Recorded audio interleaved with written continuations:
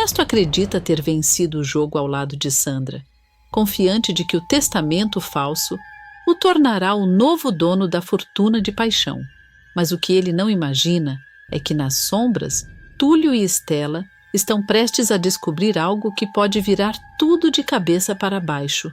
Um segredo escondido em uma simples carta pode mudar o rumo de todos, e quando a verdade começar a vir à tona, ninguém sairá ileso. Será que Ernesto vai conseguir enganar a todos? Ou será que desta vez o destino vai cobrar sua dívida? Já clique no botão de gostei e no final do vídeo dê uma nota de 0 a 10 para o que acontecerá com Estela e Ernesto. Tudo começa quando Ernesto e Sandra brindam o que acreditam ser o golpe perfeito. Ele está eufórico, vibrante, o olhar faiscando de excitação. A champanhe borbulha na taça como se brindasse junto àquela dupla perigosa. Ernesto, com o ar triunfante de quem acha que venceu o mundo, levanta o copo e exclama com empolgação fingida: Sandra, meu amor, agora é oficial. Nós estamos ricos. Ricos não, podres de rico. Ela, porém, não compartilha da mesma empolgação. Balança a cabeça lentamente, exalando descrença. Oficial de verdade ainda não é, responde com um tom carregado de ironia. Para isso, você ainda vai ter que convencer a justiça e aquele tal de Marcondes, o que cuida do dinheiro do seu padrinho. Só depois disso você e eu, diz ela, frisando o eu com um sorriso dissimulado, estaremos ricos. Ernesto solta um riso debochado, ajeitando o paletó com vaidade. Ora, Sandra, pare de ser pessimista. A assinatura que fizemos está impecável. Nem mesmo o próprio Sherlock Holmes conseguiria distinguir da verdadeira. Sandra ergue a sobrancelha, o olhar atravessando o dele com um brilho de dúvida. Eu adoraria acreditar, diz provocante. Mas você sabe, Ernesto, esses planos perfeitos sempre têm um detalhe que escapa. Ele se aproxima devagar, com aquele tom encantador que usa quando quer manipular. E se eu te disser que o único detalhe que me escapa é você? Provoca, tocando de leve o queixo dela. Sandra dá um riso curto, entre o charme e a desconfiança. Cuidado, querido. Do jeito que você fala, parece até que já se vê milionário sozinho. Ernesto finge se ofender, mas o olhar denuncia sua arrogância. Sozinho? Pergunta com sarcasmo. Eu jamais deixaria você de fora, Sandra. Afinal, foi você quem me convenceu a falsificar o testamento. Somos cúmplices, lembra? Ela responde com um sorriso gelado, medindo cada palavra. Cúmplices? Até o dinheiro cair na conta, Ernesto. Depois disso, a gente vê quem continua do mesmo lado. O silêncio que segue é pesado. Ernesto tenta disfarçar o incômodo, mas o brilho da ganância o entrega. Ele vira o resto da champanhe num gole só e respira fundo. Eu vou sair. Está na hora de buscar o meu dinheiro, anuncia com uma confiança quase teatral. Sandra o observa caminhar até a porta, o som dos passos ecoando como um aviso.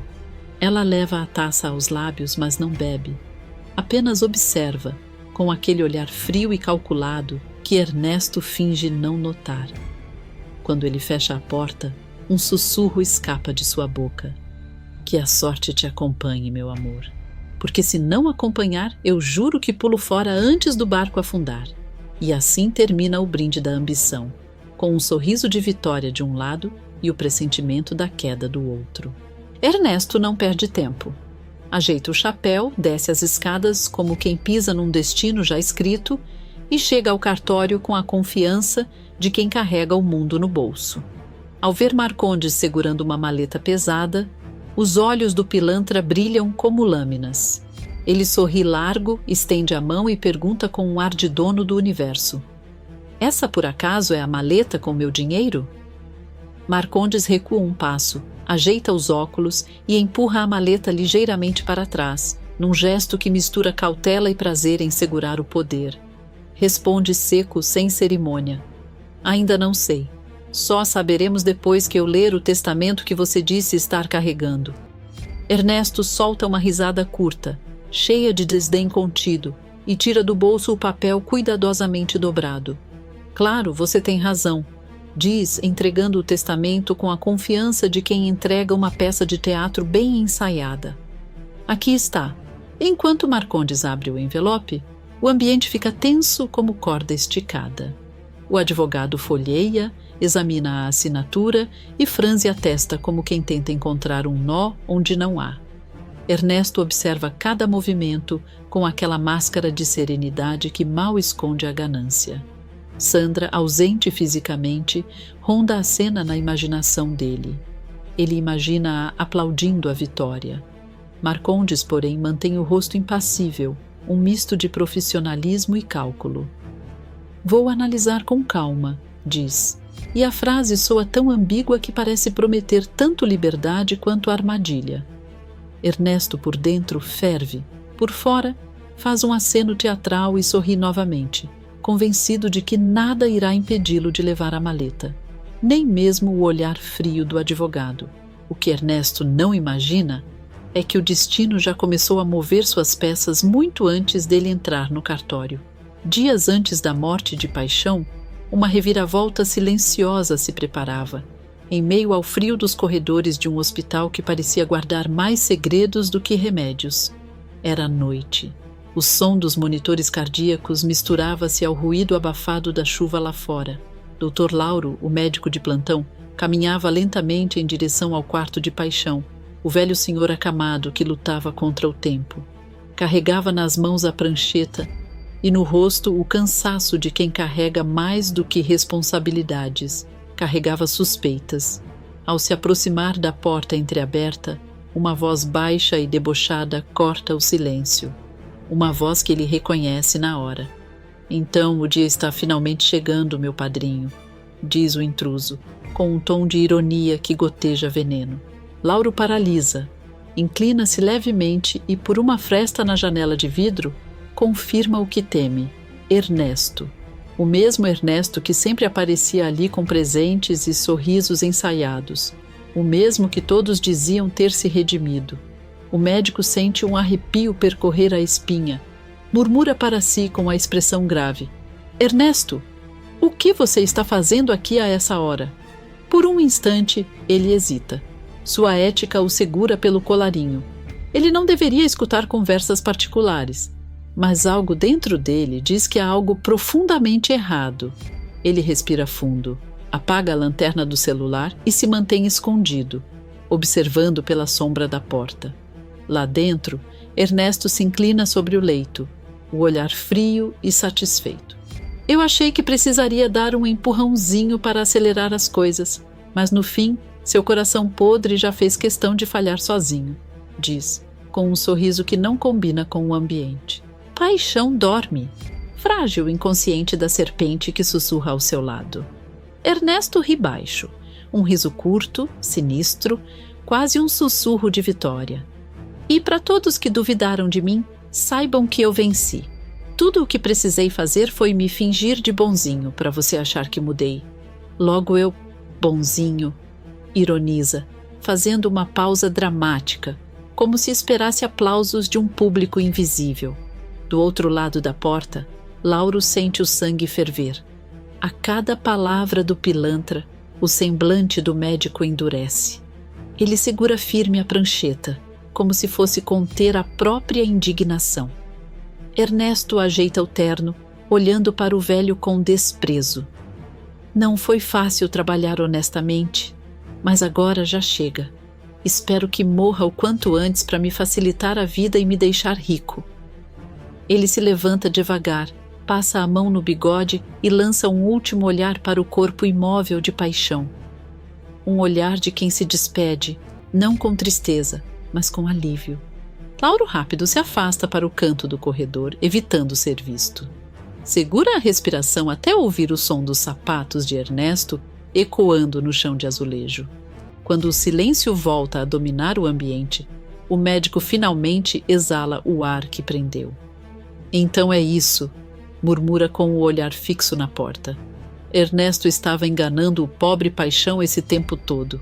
Se ele pensa que vai sair impune, está muito enganado. O médico passa a mão na testa suada, indeciso. Parte dele quer correr para a direção e denunciar o que ouviu. A outra quer esperar o momento certo. Caminha de volta até o quarto e observa Paixão dormindo, sereno, alheio à traição que o cerca. Assim que o senhor acordar, eu estarei pronto para lhe contar tudo, promete baixinho, ajeitando o lençol sobre o peito do paciente. E dessa vez, Ernesto não vai ter chance de enganar mais ninguém. Do lado de fora, a chuva engrossa. Cada trovão parece um presságio. O médico sabe que acabou de testemunhar algo que pode mudar o rumo de muitas vidas. E enquanto Ernesto desaparece na noite, Lauro permanece ali, decidido a lutar contra o silêncio, mesmo que isso custe sua própria paz. O sol mal começa a iluminar o hospital quando o Dr. Lauro retorna ao quarto de Paixão. O velho senhor desperta devagar, com o rosto cansado, os olhos fundos e o corpo fragilizado pelo tempo e pela doença. O médico se aproxima com calma, senta-se à beira da cama e observa aquele homem que um dia fora temido por muitos e admirado por outros tantos, mas que agora, cercado por aparelhos, parece só querer um pouco de paz. Paixão começa. Lauro, com a voz grave, mas firme. Eu preciso lhe contar algo. E antes que o senhor me interrompa, saiba que isso não é fácil para mim. O velho o encara, intrigado. Algo tão sério assim, doutor? Lauro respira fundo. Seu afilhado Ernesto, ele não é quem o senhor pensa que é. O impacto da revelação faz Paixão se endireitar na cama, num esforço que denuncia o nervosismo. O que está dizendo? Lauro, pesaroso, continua. Ontem à noite, enquanto o senhor dormia sob efeito dos remédios, eu o vi ali, ao seu lado. E o que ouvi, Paixão, foi terrível. Ele estava comemorando a sua piora. Dizia que o senhor estava prestes a morrer e que isso era o melhor que poderia acontecer. Paixão empalidece. O olhar distante, o ar faltando por segundos. Tudo isso balbucia. Lauro o observa, sentindo a dor no tom da voz e completa com pesar. Pegar a sua herança. O silêncio que se instala é denso, quase sufocante. Paixão leva a mão ao peito, balançando a cabeça devagar. Eu sempre soube que ele tinha ganância no olhar, mas escolhi acreditar na mudança. Muitos tentaram me alertar, e eu não quis ouvir. Suspira fundo. Agora, parece que minha herança não tem mais destino. Lauro, tocado, tenta amenizar. Eu sinto muito, Paixão. Minha ética médica não me permitiria interferir em questões pessoais, mas o que eu vi ontem foi inaceitável. Eu não podia ficar calado diante de tamanha crueldade. Paixão levanta o olhar, os olhos marejados. Você fez certo, doutor. Fez o que um homem honrado faria.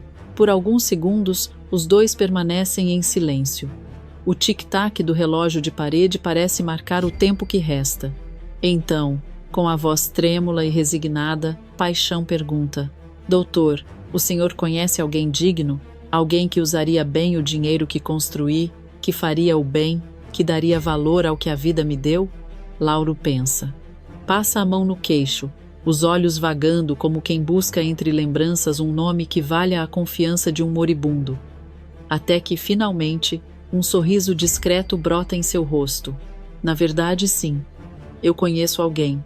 Paixão se inclina levemente. E quem seria essa pessoa?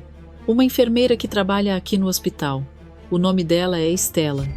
Cuida sozinha da irmã doente, dá aulas gratuitas para crianças órfãs e vive com o pouco que tem, explica Lauro, com orgulho evidente. O velho senhor se emociona. Mas que maravilha! Parece mesmo uma mulher honrada. E confirma o médico. Mas apesar de tanta bondade, já sofreu muito. Recentemente desapareceu, foi encontrada sem memória e agora luta para reconstruir a própria vida. Paixão sorri pela primeira vez em dias. Perfeito. Essa mulher parece a pessoa certa para receber a minha herança. Gostaria de conhecê-la, doutor. Imagino que logo ela estará de volta ao hospital. Quando isso acontecer, Prometo lhe apresentar pessoalmente, garante Lauro, apertando levemente a mão do paciente. O tempo passa e os dias seguintes parecem escorrer pelos dedos de Paixão como areia fina. Cada amanhecer é mais curto, cada noite mais longa. Ele sente o corpo falhar e a consciência se apagar aos poucos. Até que, num fim de tarde, Túlio entra com os remédios na bandeja de metal. Paixão, com a voz fraca, mas curiosa, pergunta: Rapazinho, me diga uma coisa. Você conhece a enfermeira e professora Estela? Túlio congela por um instante. O coração dispara ao ouvir o nome que, só de ser pronunciado, lhe desperta um turbilhão de lembranças. Ele engole em seco, tentando disfarçar. Ah, conheço sim, senhor. Paixão o observa com um olhar astuto, daqueles que, mesmo cansados, ainda enxergam o que não é dito. Que cara é essa, rapaz? Vermelho desse jeito. Por acaso vocês são próximos? Talvez namorados? Provoca, com um sorriso leve, quase paternal. Túlio tenta se recompor, gaguejando. Não, não, senhor Paixão. Estela é apenas uma boa amiga, só isso. Ela já tem namorado. O velho solta uma risadinha abafada, tocando o ombro do rapaz. Não precisa se explicar, meu jovem. Eu conheço bem esse olhar. É o de quem ama alguém que não pode amar de volta. A frase atravessa o coração de Túlio, que apenas abaixa a cabeça, sem coragem de responder. O silêncio que se segue é delicado, quase poético. Paixão estende os braços e o puxa para um abraço breve, apertado, o jaleco branco amassando-se entre eles. Você é um bom rapaz, diz Paixão, emocionado. E bons rapazes sempre encontram seu caminho, mesmo que o amor os faça tropeçar primeiro. Túlio se recompõe, termina o procedimento com cuidado e, antes de sair, sorri respeitosamente. Até logo, senhor. Paixão o observa caminhar até a porta e, com um olhar sereno, responde: Adeus, meu rapaz. Túlio sorri, sem entender o peso daquela palavra. Só mais tarde compreenderia que aquele adeus era definitivo, o último suspiro de um homem que, antes de partir, encontrou um novo destino para o que tinha de mais valioso. Não sua fortuna, mas a chance de corrigir seus erros com um gesto de fé, e assim, entre o som distante das máquinas e o silêncio que antecede o fim, Paixão sela seu último ato de bondade, o de confiar o futuro de sua herança a quem verdadeiramente merecia. De volta ao presente, o silêncio do hospital é interrompido apenas pelo som abafado dos passos de Túlio pelos corredores frios. O jovem médico se prepara para mais um plantão quando, ao vestir o jaleco branco, percebe algo estranho. Um volume pequeno, mas perceptível, ocupa o bolso interno da roupa. Intrigado, ele enfia a mão e, ao tocar o papel dobrado, franze a testa. Mas o que é isso? Murmura, puxando um envelope antigo, amarelado nas bordas. Ao olhar de perto, reconhece a caligrafia firme e elegante de Paixão. A expressão de surpresa toma conta do seu rosto. Uma carta? Sussurra, com a respiração acelerando. Ele lê o nome no envelope e, de repente, tudo faz sentido. Meu verdadeiro testamento. Paixão, seu velho esperto. Você colocou isso aqui quando me abraçou naquele dia, não foi? O médico sorri, meio nervoso, enquanto a lembrança daquele último encontro vem à mente. O aperto de mãos demorado, o olhar sereno de despedida, o adeus que agora ganha outro significado. Com as mãos trêmulas, Túlio rasga o lacre do envelope e começa a ler. A cada linha, sua expressão muda primeiro confusão, depois incredulidade e, enfim, espanto. Quando chega ao nome revelador, o impacto o faz prender a respiração. Meu Deus, eu não acredito. Preciso encontrá-la agora mesmo. Num impulso, ele sai correndo pelos corredores do hospital. Enfermeiros desviam às pressas. Pacientes olham assustados. Ei, cuidado aí, doutor, grita uma funcionária. Me perdoe, responde ele, sem parar. Eu preciso encontrar alguém, é urgente. O som dos passos ecoa enquanto ele vasculha sala por sala. Seu olhar aflito percorre rostos conhecidos até que no fim do corredor ele a vê. Estela. Ofegante, ele corre até ela e segura suas mãos. Estela, você precisa ler isso agora. É importante, é urgente. A enfermeira, surpresa com o desespero do rapaz, aceita a carta. O silêncio se instala enquanto ela começa a ler. A cada linha, seus olhos se movem mais rápido, até que sua voz treme ao pronunciar o trecho decisivo. Eu, Paixão, renego a minha herança para o meu afilhado Ernesto e deixo toda a minha fortuna para a enfermeira e professora Estela, confiando a ela a missão de usá-la para o bem em seu projeto com as crianças carentes. A carta cai de suas mãos e o olhar dela se perde no vazio. Paixão, me escolheu? Balbucia, sem acreditar. Túlio confirma, sorrindo aliviado. É isso mesmo, Estela. Você herdou uma fortuna. Tudo o que ele construiu agora está nas suas mãos. Mas Estela não sorri. Seu semblante muda, os olhos marejam, e ela murmura palavras desconexas. Paixão. Ernesto. Herança. Até que, de repente, sua expressão muda completamente. Um lampejo atravessa sua mente. Eu me lembro. Cambaleando, ela quase desaba, mas Túlio a segura pelos ombros. Estela, o que foi? Ela fecha os olhos por um instante e as lembranças voltam com força. Eu me lembro de tudo, Túlio. Ernesto. Aquele miserável. Ele se aproveitou de mim e quando tentei avisar Paixão, ele tentou me matar. O médico recua um passo, incrédulo. O quê? Pergunta, com a voz baixa, tentando digerir o que houve. Estela aperta o envelope com raiva contida, o rosto tomado por uma mistura de dor e indignação. Ele sempre fingiu ser o homem perfeito, o afilhado exemplar. Mas por trás daquele sorriso dissimulado, só havia ganância. E eu fui a maior vítima. Túlio, ainda chocado, percebe algo nas entrelinhas. Estela, diz, hesitante, com um olhar mais sério. Há algo que você ainda não disse. Ernesto. Ele é o pai de Anabela? Por um momento, o silêncio é absoluto. Estela baixa o olhar e uma lágrima escorre. Depois, encara o rapaz com firmeza. Sim, Túlio. É uma verdade que me destrói, mas não posso mais esconder. Ernesto é o pai de Anabela.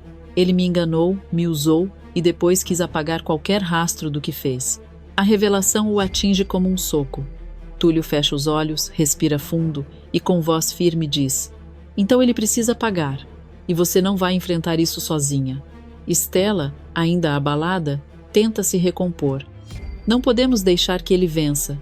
Paixão confiou em mim, e eu vou honrar isso. Mas antes que possam sair, Túlio para de repente, com um brilho de ideia nos olhos. Espere, Estela. Há uma coisa que preciso fazer antes. Ele sai apressado e vai até o laboratório, onde encontra Dr. Lauro analisando exames. Dr. Lauro, uma pergunta urgente. Ernesto chegou a doar sangue para o tratamento de Paixão? O médico mais velho o encara, confuso. Sim, uma pequena coleta. Por quê? Túlio fala rápido, quase atropelando as palavras. Preciso que compare o sangue dele com o de Anabela. Veja se há compatibilidade genética, se é possível produzir anticorpos combinando os dois. Lauro arregala os olhos. O quê? Mas isso não faz sentido. Nós já tentamos algo semelhante com o sangue de Estela e não funcionou. Túlio insiste, a voz firme. Confie em mim, doutor. Faça o teste e tudo vai se esclarecer. Percebendo a determinação do rapaz, Lauro apenas acena, intrigado. Túlio respira fundo, ajeita o jaleco e volta até Estela, que o espera ansiosa na saída. Conseguiu? Pergunta ela, nervosa. Ele apenas confirma com um aceno e um olhar decidido. Agora é com a gente. Juntos, eles saem apressados do hospital e seguem para o cartório. O destino os empurra para o próximo confronto, enquanto a verdade escrita nas entrelinhas daquela carta promete mudar tudo. Na calçada, o vento sopra forte, levantando os cabelos de Estela. Ela encara o horizonte e murmura, com firmeza: dessa vez, Ernesto não vai escapar. E Túlio completa, com um meio sorriso disfarçado de esperança. Nem a justiça de paixão também. Na sala silenciosa do cartório, o ar cheirava a papel e verniz. Marcondes, com a postura de quem guarda segredos por profissão, apoia a maleta sobre o colo e desliza os dedos pela alça como quem confirma o peso do mundo. Ernesto está em pé à sua frente, as mãos inquietas, o sorriso de quem já conta notas antes mesmo de abri-las. A ansiedade do pilantra é quase palpável, ele finge calma. Mas o olhar dança como pena ao vento. Pois bem, diz Marcondes, ajeitando os óculos, vou ler com atenção. Não gosto de cair em armadilhas. Sua voz é neutra, mas há um brilho de curiosidade que desagrada Ernesto. Ernesto tenta disfarçar com um riso curto e controlado, um riso que não alcança os olhos. Leve o tempo que precisar, doutor. Eu confio na sua competência. A frase sai suave, dissimulada. Por dentro, ele reza para que o espetáculo continue perfeito. Marcondes abre o envelope e começa a leitura em voz baixa, profissional. Os nomes, as cláusulas, a assinatura, tudo passa pelo crivo atento do advogado. Ernesto observa cada palavra como se cada linha fosse um golpe final contra o destino. Quando Marcondes dobra o papel e respira, parece ter decidido. Parece tudo correto para mim, declara, com uma frieza técnica que soa como sentença. Você é oficialmente o herdeiro da fortuna de paixão. Espero que faça bom proveito. Ernesto solta um som entre um riso e um suspiro de satisfação, e os ombros relaxam como quem retira uma armadura. Marcondes sorri apenas com os olhos, abre a maleta e, num movimento hábil, deixa à mostra o estoque de notas que parece responder à ambição do pilantra. Ah, como eu adoro o cheiro de dinheiro vivo, murmura Ernesto, inclinando-se, como se a compra do mundo pudesse ser medida no aroma das notas. E se o dinheiro é meu, melhor ainda. A cena beira a comédia grotesca. O homem que queria tudo se compraz em tocar a prova do seu triunfo. Mas o triunfo é interrompido por passos apressados, a porta é arrombada. Túlio e Estela entram como tempestade. Ele ofegante, ela pálida e firme. O envelope do testamento verdadeiro tremendo nas mãos do rapaz. Esse testamento é falso, grita Túlio, sem rodeios. O verdadeiro está comigo. O comentário corta o ar. Ernesto ergue a cabeça, o sorriso congelado, a expressão perfurada por confusão e logo em seguida por fúria. Estela? Pergunta, fingindo surpresa com a voz fina, cortante. O que está fazendo aqui? Quem é você, jovem? Por que inventar essas loucuras? A pergunta é veneno travestido de incredulidade. Marcondes, sempre prudente, pega o papel que Túlio estende e começa a ler com a meticulosidade de quem fuça um quebra-cabeça. Os olhos do advogado percorrem as linhas e, pouco a pouco, a serenidade profissional dá lugar a um franzir de testa, um esforço para encaixar duas assinaturas que não coincidem. Espere, murmura ele, quase para si. Isto não bate. Há diferenças. Ele aponta detalhes minuciosos. Um traço mais longo, um ponto deslocado, uma letra que não se curva como na outra. O advogado, que vive de certezas, deixa escapar uma ponta de incredulidade. O testamento de Ernesto é mesmo falso. Como não vi antes as falhas na assinatura? Ernesto, percebendo que a máscara pode cair, tenta recuperação. Faz cara de quem foi injustiçado. Doutor Marcondes, isso é um mal-entendido. Essas assinaturas podem ser semelhantes. Eu juro que... A voz falha e a falsidade treme. Marcondes ergue a mão, cortando a mentira com a autoridade do cartório. Devolva o dinheiro agora mesmo e eu o entregarei para a verdadeira herdeira, a senhorita Estela. A frase é seca, inequívoca. Ao ouvir o nome da moça como destinatária legítima, algo dentro de Ernesto explode. A raiva lhe entorta o rosto, a saliva lhe queima a garganta. Ele cerra os punhos, como se quisesse esmagar o mundo. O quê? Estela, herdeira de paixão? Urra ele, a voz reverberando contra as paredes forradas de diplomas. Mas nem pensar. Esse dinheiro é meu. É meu por direito. e ninguém irá tirá-lo de mim. Cada palavra é um soco, cada sílaba uma promessa de desespero. Estela, com a dignidade de quem sofreu muito e aprendeu a resistir, aponta o dedo sem titubear. Você não merece esse dinheiro, Ernesto, exclama.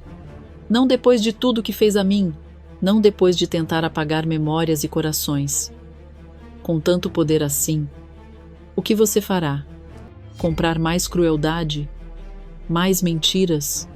Seu tom é de acusação, e a sala parece segurar a respiração. Ernesto arreganha os dentes, e por um segundo sua humanidade se reduz ao instinto de fuga. Não interessa a você nem a ninguém o que eu farei com o dinheiro. Ele é meu. Brada, vocês jamais me encontrarão para pegá-lo de volta. Sem esperar, sem planejar além do próximo passo, ele agarra a maleta como se ela fosse o último pedaço de terra firme e corre até a janela. O vidro é um obstáculo só em aparências. Num movimento desesperado, salta. A visão do salto é breve, mas suficiente para marcar a sala com a imagem do homem disposto a tudo por sua cobiça. Não! Grita Túlio, já em movimento, o impulso de salvar aquele que o feriu moralmente, atropelando o cálculo clínico. Pare! Desista, Ernesto! A perseguição começa com o coração do médico nos olhos e a determinação de quem não permitirá que a impunidade vença. Marcondes, chocado e profissional até o último segundo, corre para a janela para ver o que restou do grito e da ambição. Estela observa fixa, com o rosto lívido, enquanto o testamento verdadeiro ainda dança nas mãos de Túlio. O destino vira-se como um personagem, ora misericordioso, ora cruel. E na rua, sob um céu que parece conspirar, a maleta símbolo da cobiça de Ernesto rola na beira do destino, enquanto passos apressados e corações batendo dão início à perseguição que decidirá não só uma fortuna, mas o peso da verdade sobre todos aqueles que decidiram mentir por ouro. Ernesto corre como um louco pela Ponte Velha, com a maleta apertada contra o peito. O vento sopra forte, as tábuas rangem sob seus pés, e o som dos passos apressados ecoa pela estrutura enferrujada. Atrás dele, Túlio tenta acompanhar, ofegante, mas determinado a impedir que o pilantra escape. Ernesto, mesmo em plena fuga, ainda arruma tempo para o deboche. Vira o rosto por cima do ombro, com um sorriso cínico e o suor escorrendo pela testa. Não se fazem mais jovens fortes mesmo, não é? Provoca, rindo entre uma respiração e outra. Você não consegue me acompanhar. Túlio aperta o passo, irritado com o tom sarcástico do vilão, e grita: Isso não vai acabar bem, Ernesto. Deixe essa maleta e pare com essa loucura.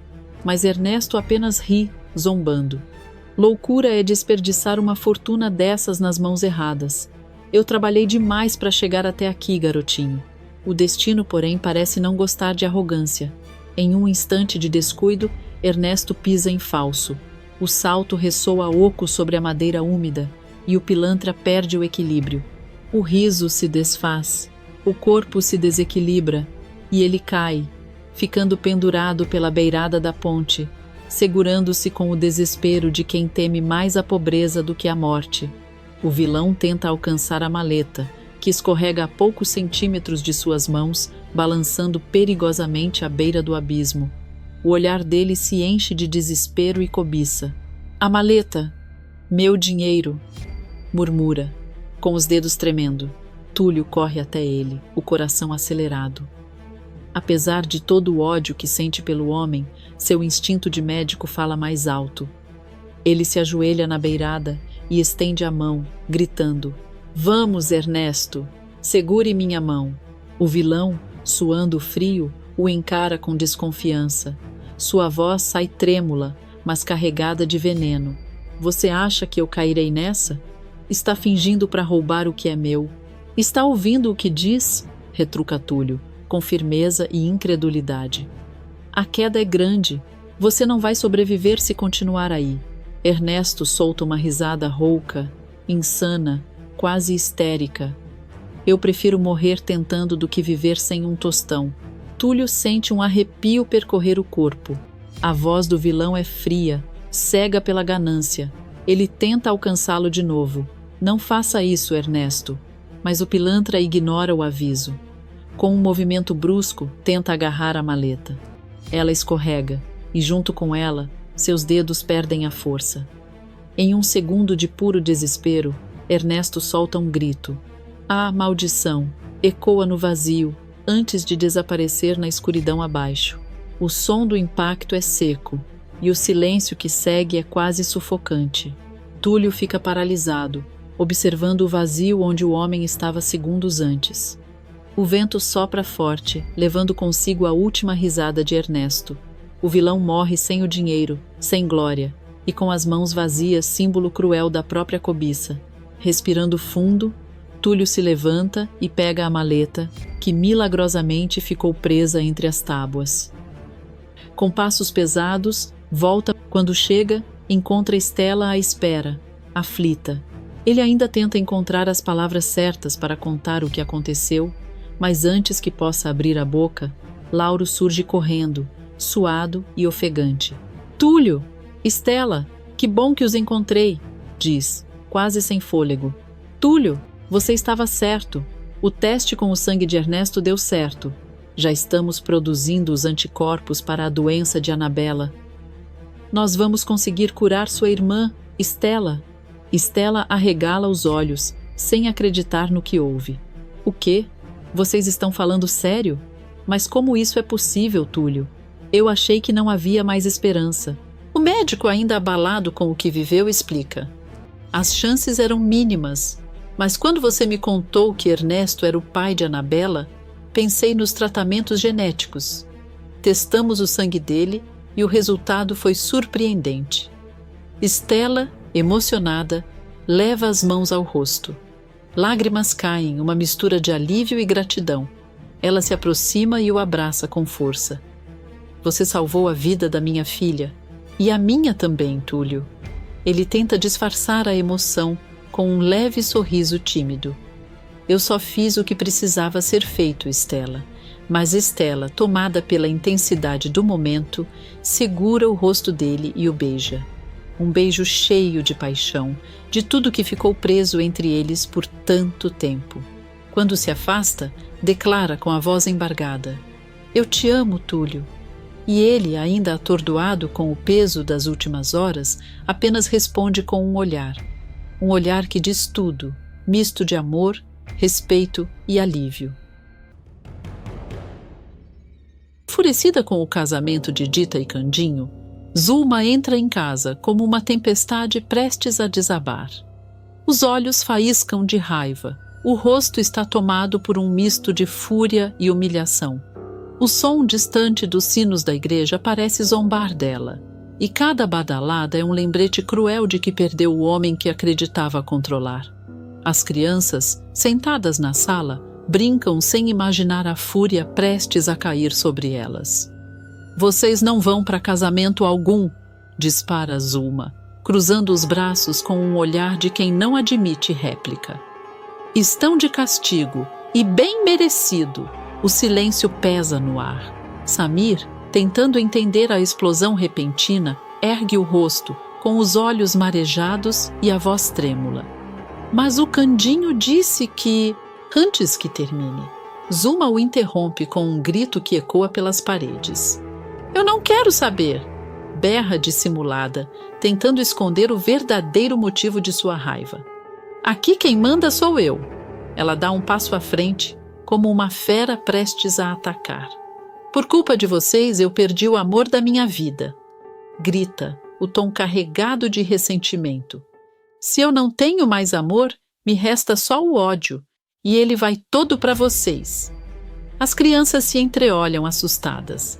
Há em seus olhares uma mistura de medo e confusão, sem entender por que o rancor da madrasta cai sobre elas como uma maldição. Samir tenta se aproximar, mas Zulma o encara com desprezo. Anda, some da minha frente, moleque! Solta ela sarcástica. Vão tudo chorar no quarto. Dita e Candinho. O nome do casal ecoa na cabeça de Zulma como uma afronta. Ela se vira, caminha até a janela e observa o movimento na rua, onde a festa do casamento já começa a tomar forma. Um sorriso amargo se forma em seus lábios. Casamento feliz? Murmura com veneno na voz. Veremos por quanto tempo essa felicidade dura. As crianças correm para o quarto trêmulas. Do corredor, ouve-se Zulma andando de um lado para o outro, como quem planeja algo terrível. Ela pega um lenço, limpa as lágrimas que insistem em cair, mas logo o olhar volta a se encher de ódio. Se é festa que eles querem, então vão ter. Mas do meu jeito, diz, num tom baixo e enigmático. No quarto, Samir tenta consolar os amigos, mas todos permanecem inquietos, sentindo que algo muito ruim está para acontecer. O vento que entra pela janela balança a cortina, e uma sensação estranha toma conta do ambiente. O que as crianças ainda não sabem é que um detalhe, pequeno mas decisivo, pode mudar o rumo de tudo. E esse detalhe pode estar prestes a transformar a vingança de Zulma em um desastre que ninguém conseguirá conter. Enquanto Zulma mergulha em seus planos sombrios, do outro lado da cidade, Dita entra na loja de Aidê com o coração acelerado e um sorriso tímido no rosto. O perfume das flores, os tecidos pendurados, o brilho das rendas, tudo parece anunciar um novo começo. Aidê a recebe com entusiasmo, puxando o vestido cuidadosamente escolhido para aquele momento. Dita entra no provador e, ao se ver no espelho, respira fundo. Os olhos marejam. O reflexo diante dela é o de uma mulher marcada por dores, mas também pela esperança. Ela toca o tecido com delicadeza e murmura emocionada. Eu já me casei uma vez, mas agora tô me sentindo como se fosse a primeira. Tô tão nervosa. Parece que meu coração vai sair pela boca. Aidê sorri com aquele jeito tranquilo de quem já viu muitos casamentos acontecerem ali. Dá pra ver que você e o Candinho se amam de verdade, Dita. Esse casamento vai ser lindo, eu sinto. Vocês nasceram um pro outro. Mas de repente Dita se cala. Um arrepio percorre seu corpo e o sorriso se desfaz. Ela olha para os lados como se algo, ou alguém, a observasse de longe. A luz parece vacilar e o clima muda. Manuela, que olhava alguns véus sobre o balcão, percebe a mudança e se aproxima, preocupada. Aconteceu alguma coisa, Dita? Dita hesita, aperta as mãos e desvia o olhar. Eu senti algo estranho, como se alguma coisa muito ruim fosse acontecer. Aidê troca um olhar rápido com Manuela, tentando disfarçar o próprio calafrio. Sorri, mas o sorriso é trêmulo, forçado. Ah, minha querida, isso é nervosismo. Casamento sempre deixa a gente assim. Vai ser uma festa das pequenas. E o Candinho me disse que nem contou para Zulma, para não ter confusão.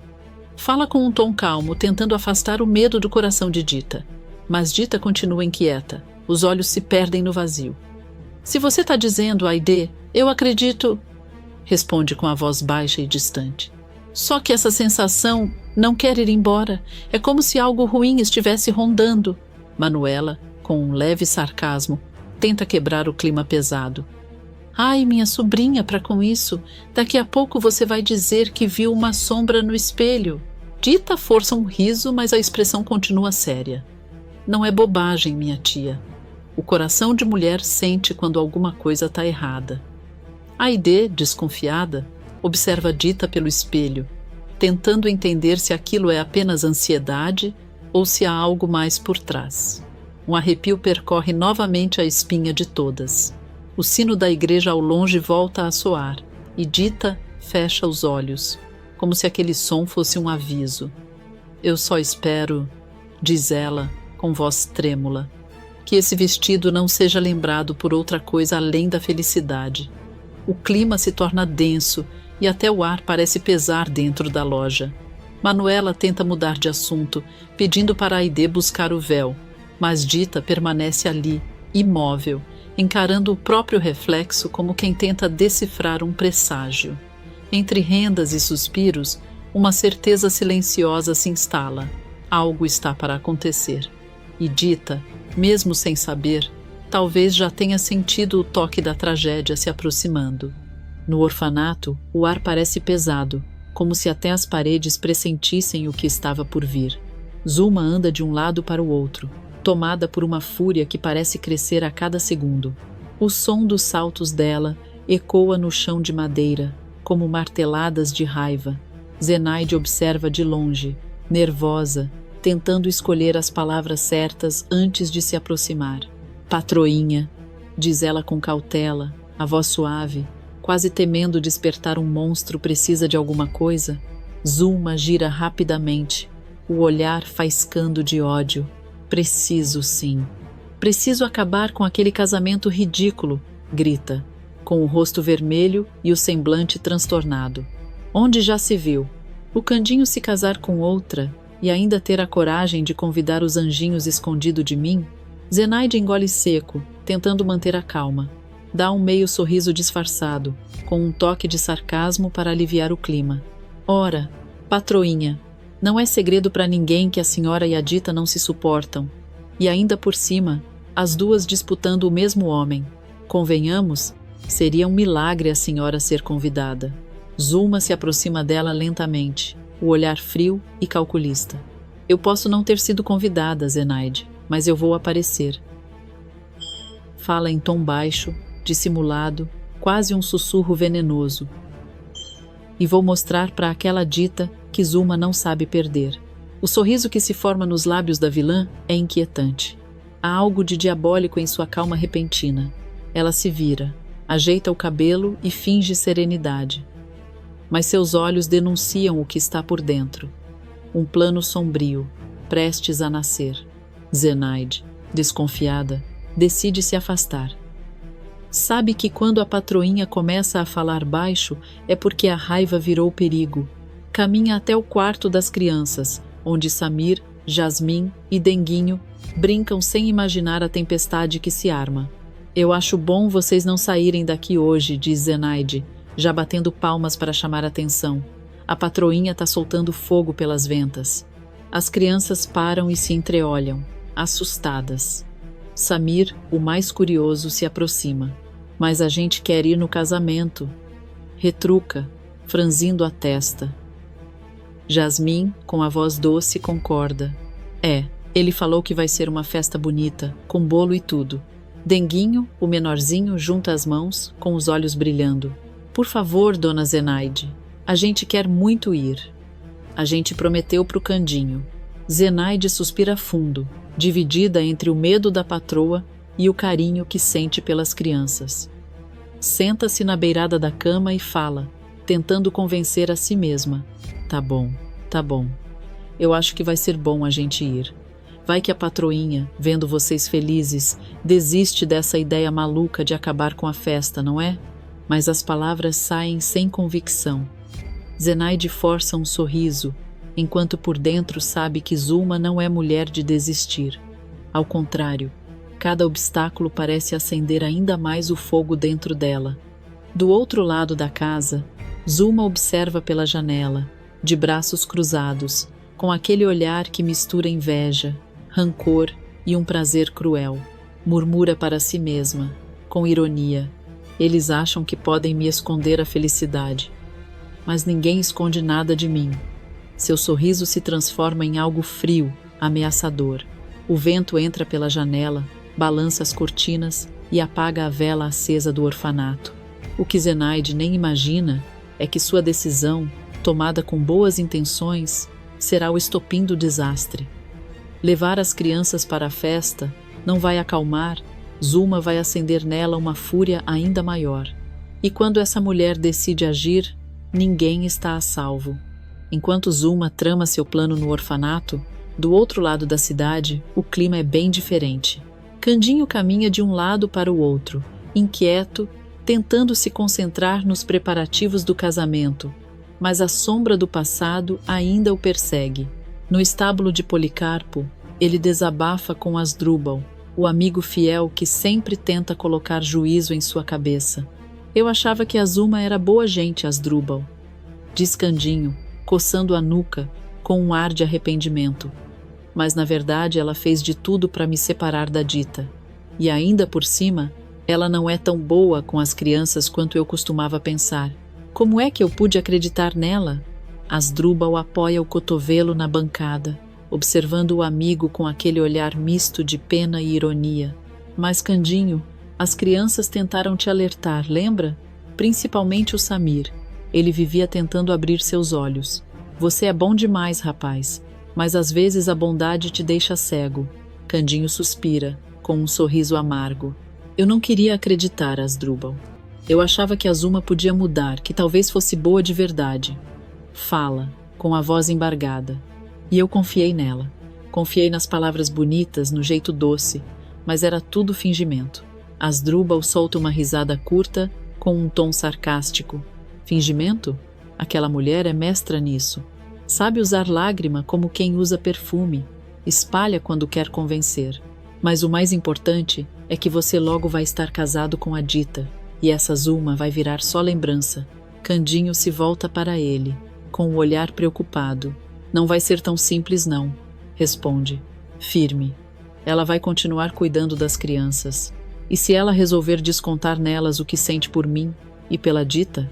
Asdrúbal coça o queixo pensativo e depois diz em tom sério: olha, vamos fazer o seguinte. Assim que esse casamento acontecer, a gente pensa em um jeito de ajudar os anjinhos. Você sabe que eu também me preocupo com eles. Mas agora, meu amigo, o que você precisa é focar no casório. Candinho força um sorriso, mas o semblante denuncia a preocupação. É, você tem razão. Só que Asdrúbal, eu conheço Azuma. Aquela mulher não vai engolir isso calada. O amigo ri, com um toque de ironia. Pois então fica esperto. Essa história tá com cara de que vai render. Candinho tenta mudar de assunto, abrindo um sorriso mais leve. Tá certo, chega de assunto pesado. Ah, falando nisso, eu tenho que embrulhar o presente da Dita. Asdrúbal arregala os olhos, curioso. Presente? Que presente é esse, rapaz? Candinho finge mistério, ajeitando o chapéu na cabeça com um ar dissimulado. Ah, isso é segredo, mas posso te dizer que gastei um bom dinheiro nele. Dita merece o melhor. Asdrúbal dá uma gargalhada sincera. Agora até eu fiquei curioso. E olha que o presente nem é para mim. Os dois riem. O clima se suaviza. Mas entre os risos, um olhar de preocupação ainda passa rápido pelos olhos de Candinho. No fundo, ele sente que Zuma não vai deixar aquele amor florescer em paz.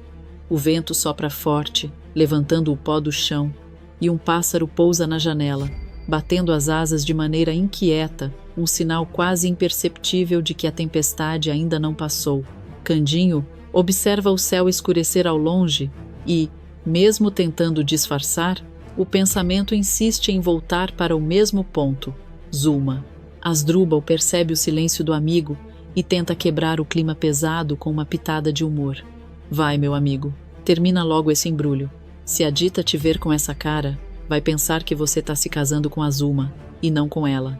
Candinho ri, mas o sorriso vem acompanhado de um suspiro. Tomara que depois desse casamento, Asdrúbal, tudo se ajeite, porque eu quero começar minha vida de novo, longe das mentiras e das sombras do passado e ainda por cima conseguir encontrar o meu filho. Mas o destino, silencioso e traiçoeiro, já prepara suas cartas. E enquanto Candinho sonha com o futuro, Zuma, movida pelo rancor, escreve o próximo capítulo, o que pode transformar o dia mais feliz da vida dele no início de um pesadelo. O sol começa a se pôr sobre o orfanato, tingindo o céu de laranja e ouro. O silêncio do fim de tarde é quebrado apenas pelos passos apressados de Zuma, que desce as escadas com o rosto fechado, o olhar determinado e o coração tomado por rancor. A cada passo, seu salto bate firme no chão, como se anunciasse o início de algo terrível. Zenaide, que organizava as roupas das crianças no varal, percebe a patroinha atravessando o pátio e corre até ela, já sentindo que vem confusão. "Para onde é que a senhora vai, patroinha?" pergunta, tentando parecer calma, mas com a voz trêmula. Zuma para, ergue uma sobrancelha e dá um risinho debochado. "Não que eu te deva satisfação, Zenaide, mas já que tá tão curiosa", responde com sarcasmo, virando o rosto de lado. Eu vou resolver umas coisinhas antes de impedir aquele casamento. Zenaide arregala os olhos, o pânico estampado no rosto. Ainda não tirou isso da cabeça, patroinha? Implora, com as mãos unidas. Pelo amor de Deus, não faça isso. Não vale a pena. Zuma se vira bruscamente, os olhos faiscando como brasas. Ah, francamente, dispara, com desdém. Eu não tenho que ficar aqui ouvindo o sermão de empregadinha metida à santa. Cuide das suas roupas e dessas pestinhas. E não se esqueça, eles não vão sair daqui. Tá me escutando? A vilã fala devagar, em tom frio e ameaçador, como quem deixa uma ordem que não pode ser desobedecida.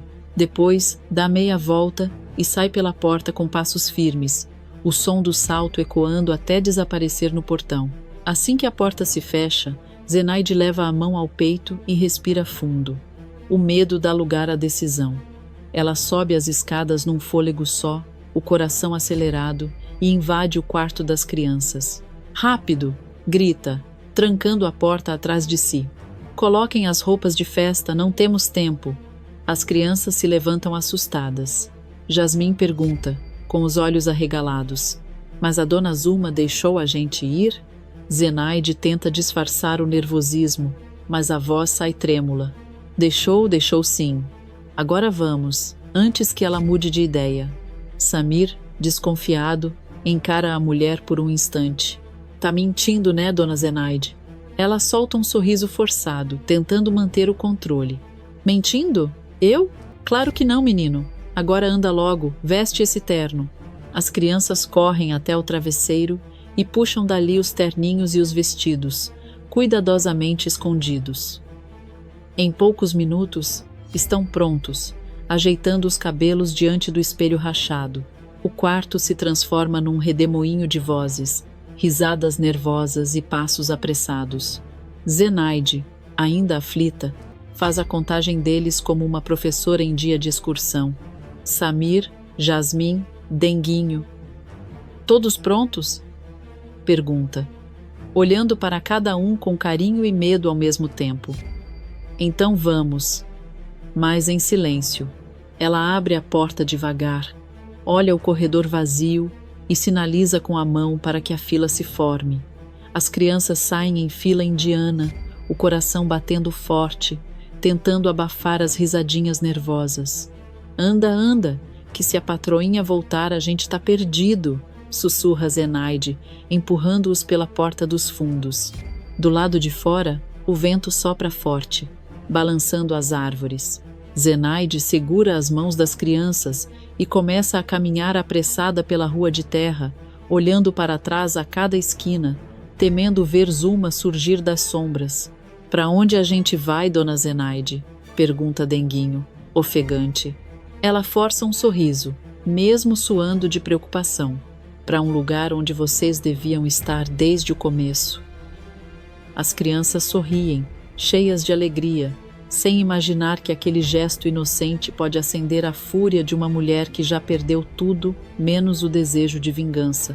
Enquanto seguem em direção à igreja, o orfanato fica para trás, envolto em um silêncio estranho. Uma cortina balança na janela aberta, como se despedisse deles, e ao longe, uma nuvem escura começa a cobrir o céu, sinal de que a tempestade que Zuma carrega dentro de si está prestes a desabar sobre todos. Enquanto os convidados começam a ocupar os bancos decorados com flores do campo, o clima é de alegria e expectativa. Candinho, vestido com seu terno simples, mas alinhado, tenta disfarçar o nervosismo ao lado de Policarpo, que lhe dá uns tapinhas nas costas para animar. O caipira olha para o relógio, ajeita o lenço no pescoço e murmura, tentando parecer confiante. Ela vai chegar, eu sei que vai. De repente, um burburinho toma conta do local. As crianças chegam correndo, lideradas por Zenaide, todas arrumadinhas e com os olhos brilhando. Candinho se emociona e, com um sorriso que mal cabe no rosto, exclama: Eu sabia que vocês iam vir. Policarpo se alegra com a cena, mas Samir, mais tenso, se aproxima e fala em voz baixa, quase sussurrando: A gente veio escondido da Zuma. Mas seu Candinho, eu acho que ela tá tramando alguma coisa ruim. Candinho franze o senho, a alegria dando lugar à preocupação. Como assim, menino? Que conversa é essa? O que ela tá aprontando agora? Samir olha para os lados, desconfiado, e responde: a gente não sabe direito, nem a Zenaide. Mas a dona Zuma, ela disse que não vai deixar o senhor se casar, de jeito nenhum. Policarpo arregala os olhos e comenta em tom sarcástico: ora, essa mulher não cansa de se meter na vida dos outros, não? Candinho respira fundo, tentando se manter calmo, mas sua voz entrega a tensão. Ara, mas isso não vai acontecer. Eu vou falar pro Asdrúbal e pro Celso. Eles vão cuidar disso. Antes que ele pudesse se mover, a marcha nupcial começa a tocar. Todos se levantam. Candinho leva a mão ao peito, sentindo o coração acelerar, e comenta aflito: ih, rapaz, não vai dar mais tempo. Não. Do lado de fora, Dita segura o buquê com as mãos trêmulas. Está radiante, mas sente o coração disparar de um jeito estranho, como se algo dentro dela tentasse avisar. Sorri nervosa, ajeita o véu e, antes de receber o sinal para entrar, olha para o lado e congela. Lá está Zuma, de vestido escuro, parada entre as árvores, observando tudo com um olhar carregado de rancor. O sorriso de Dita desaparece. Ela estreita os olhos, tentando entender o que a vilã segura nas mãos, um pequeno embrulho metálico que brilha reluzente. O que essa mulher está fazendo aqui? Murmura para si mesma, sentindo um arrepio percorrer o corpo. Quer saber? Eu vou lá falar com ela. Mas, antes que consiga dar um passo, Asdrúbal surge apressado, sorrindo, e anuncia: Dona Dita, tá tudo pronto. Pode entrar. Tá linda demais. Dita respira fundo, tentando afastar o medo.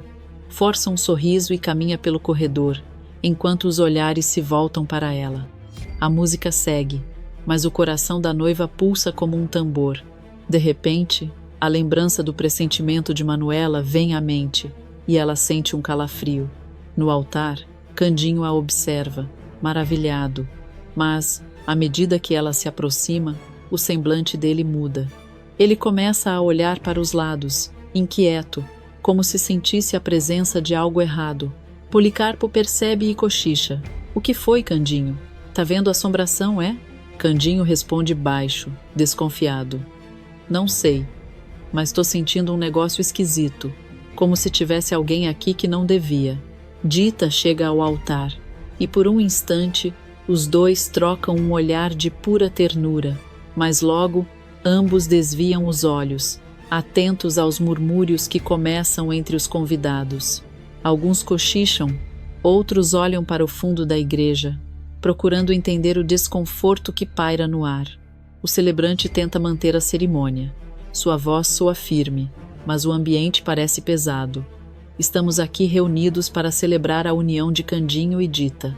Enquanto ele fala, Dita aperta a mão de Candinho e sussurra com nervosismo: você sentiu isso também? Candinho tenta disfarçar, forçando um sorriso. Senti, mas finge que não. Vai ver, é coisa da emoção. A cerimônia continua. O celebrante se prepara para a pergunta final, quando o silêncio domina o salão. Ele respira fundo e com solenidade declara: se alguém aqui é contra este casamento, que fale agora ou cale-se para sempre. O silêncio que se segue é tenso. O vento entra pela porta aberta, fazendo as velas tremularem. Candinho olha para o fundo, inquieto. Dita sente o buquê tremer em suas mãos. E então, do meio do salão, uma voz feminina ecoa firme, carregada de veneno: eu sou. Um arrepio percorre todos os presentes. Dita empalidece, Candinho dá um passo à frente, e Policarpo se levanta num pulo. A tensão é total. O que era para ser o dia mais feliz da vida deles se transforma, num piscar de olhos, no início de um verdadeiro pesadelo. O salão inteiro se cala. Um silêncio pesado toma conta do lugar e os convidados, confusos, se entreolham sem entender o que está acontecendo. Candinho sente o coração gelar e, lentamente, se vira para o fundo da igreja. Dita o acompanha, com o buquê tremendo em suas mãos. O que vem os deixa boquiabertos. Olímpia, com o olhar frio e uma expressão carregada de desprezo, caminha até o altar. O som dos seus passos ecoa no piso de madeira, cada um mais provocante que o outro. Dita, nervosa, tenta disfarçar o medo, mas a voz lhe sai trêmula. O que você está fazendo aqui, Olímpia? Com um sorriso dissimulado, a mulher responde, erguendo o queixo. Eu só vim colocar as coisas no lugar. Você não devia estar tendo esse dia de glória, Dita. Devia era juntar seus trapinhos e voltar para a roça, para o buraco de onde veio. Alguns convidados se entreolham, surpresos com a ousadia. Policarpo murmura, mas essa mulher perdeu o juízo de vez. Candinho, irritado, dá um passo à frente e fala firme. Olímpia o encara, debochada, e retruca. Falo sim, e falo porque você não sabe o que essa mulher fez. Ela te enganou, Candinho. Ficou com vários homens quando trabalhava no dancing. Um murmúrio de espanto percorre o salão. Dita leva a mão ao peito, ofendida e com os olhos marejados. Isso é mentira. Eu não fiz nada disso, não. O meu coração é do Candinho, e sempre foi. Olímpia sorri com ironia e dispara. Pois o coração dele não é seu, querida. Porque ele se deitou com Zuma. E agora? Ela está grávida. Um silêncio aterrador toma conta do ambiente. O buquê de Dita cai de suas mãos, e Candinho fica estático, como se tivesse levado um golpe. Policarpo arregala os olhos, incrédulo. As crianças se abraçam, assustadas. Nesse momento, Zuma entra, teatral como sempre, colocando uma das mãos sobre a barriga e fingindo dor. É isso mesmo, diz ela, com a voz carregada de falsa emoção. A única que soube foi a Olímpia. Eu fui chorar no colo dele, sabendo que o pai do meu filho estava se casando com outra, e ela não aguentou. Teve que vir dizer umas poucas e boas. Candinho tenta falar, mas a voz lhe falha. Samir, revoltado, se adianta e grita. Isso é mentira. A Zuma não tá grávida coisa nenhuma. Zuma o encara com um olhar furioso e rosna. Cale-se, moleque insolente. O assunto aqui é entre eu e o Candinho. A tensão aumenta. Dita, trêmula, dá um passo para trás, e Manuela surge de repente, colocando-se à frente da sobrinha. Se você tá grávida, diz ela com firmeza, foi porque enganou todo mundo. Mas você não vai enganar mais ninguém. Asdrubal se aproxima também, em posição protetora. É isso mesmo, afirma. Se quiser fazer algum mal a esses dois, vai ter que passar por cima da gente. Em segundos, as crianças e vários convidados formam uma barreira humana diante do casal. O gesto causa comoção. O povo murmura, alguns aplaudem, e Zuma começa a perder o controle. O rosto dela se distorce de raiva. Seus imprestáveis, grita, arrancando flores dos arranjos e atirando contra os convidados.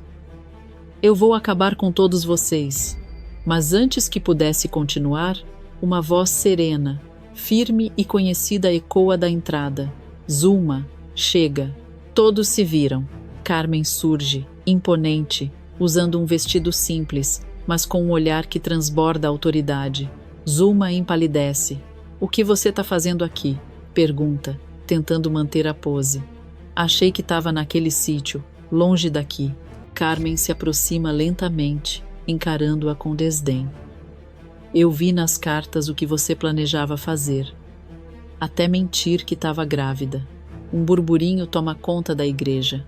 Zuma começa a suar frio. Isso é mentira sua. Tenta disfarçar, mas sua voz vacila. Candinho, confuso, se aproxima e pergunta com o semblante abalado. O quê? Mas, você mentiu? Por que, Zuma? A vilã se cala. Seus olhos fogem dos dele. E Carmen, aproveitando o silêncio, revela. Ela não mentiu só sobre isso. Lembra quando se deitou com ela, Candinho? Pois aquilo não passou de uma armadilha. Foi uma poção que ela te deu, um feitiço que durou uns 15 minutos e não aconteceu nada. Ela nunca poderia ficar grávida, porque tudo não passou de um beijo. O espanto é geral. Dita cobre a boca, em choque. Policarpo solta um zurro abafado, indignado.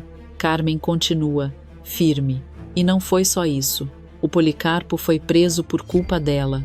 Zuma queria ele fora do caminho para te conquistar de vez.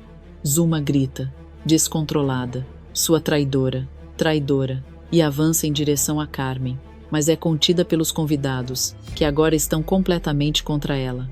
Alguns começam a vaiar, outros se aproximam, furiosos. Zuma, percebendo que perdeu o controle, sai correndo pelo local, tropeçando nas flores, gritando e sendo perseguida por todos.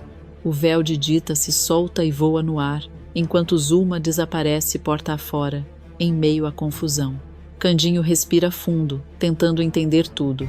Olha para Dita, visivelmente arrasado, e diz com tristeza: "Eu não acredito. Ela conseguiu arruinar com tudo minha flor."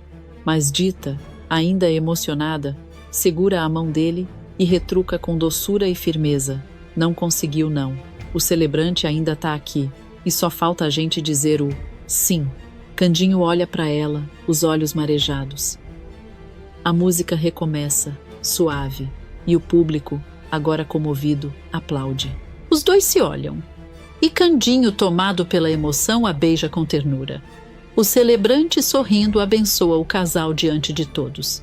Entre aplausos e lágrimas, Dita e Candinho finalmente se casam, provando que o amor deles era mais forte que qualquer mentira.